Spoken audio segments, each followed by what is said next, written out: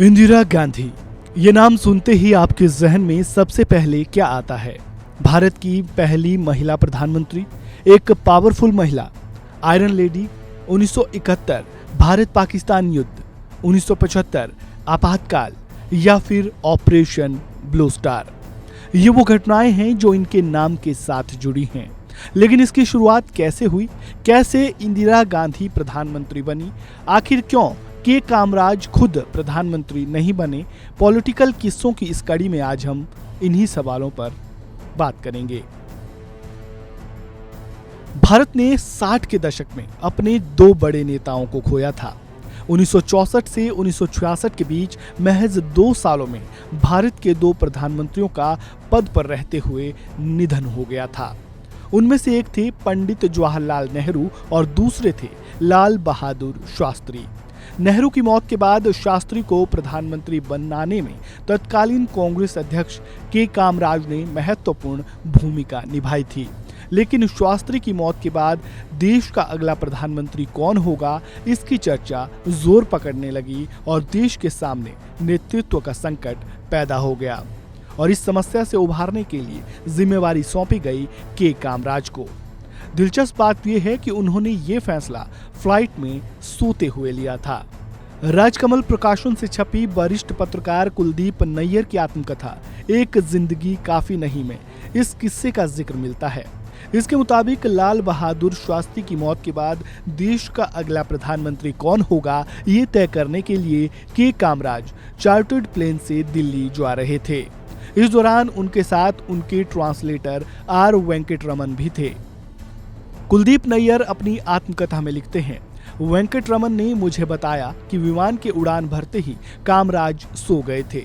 दिल्ली हवाई अड्डे पर उतरने से 15 मिनट पहले उनकी आंख खुली थी तो उन्होंने कहा था इंदिरा गांधी प्रधानमंत्री होंगी। ये सुनते ही मुझे ऐसा लगा मानो उन्होंने नींद में ही इस प्रश्न को सुलझा लिया हो। आखिर इंदिरा गांधी को ही प्रधानमंत्री के लिए क्यों चुना गया, वे इस फैसले पर कैसे पहुंचे? जब इस बारे में कुलदीप नैयर ने के कामराज से पूछा तो उन्होंने कहा, उस समय मेरे सामने 2 विकल्प थे। पहले गुलजारी लाल नंदा, जिन्हें उस समय कार्यकारी प्रधानमंत्री बनाया गया था, और दूसरी इंदिरा गांधी। उन्होंने आगे कहा, उस समय मैसूर के मुख्यमंत्री और मेरे सहकर्मी एन निजलिंगप्पा और बंबई के राज्य प्रतिनिधि SK पाटिल नंदा के पक्ष में थे। लेकिन मुझे लगा कि वे इतने भ्रमित व्यक्ति थे कि वे देश को बर्बाद कर डालेंगे, इसलिए मैंने इंदिरा गांधी को चुनने का फैसला किया।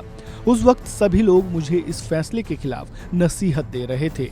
कृष्ण मेनन ने भी कहा कि मुझे उन पर इतना भरोसा नहीं करना चाहिए, फिर भी मुझे लगा कि वे नंदा से बेहतर थीं।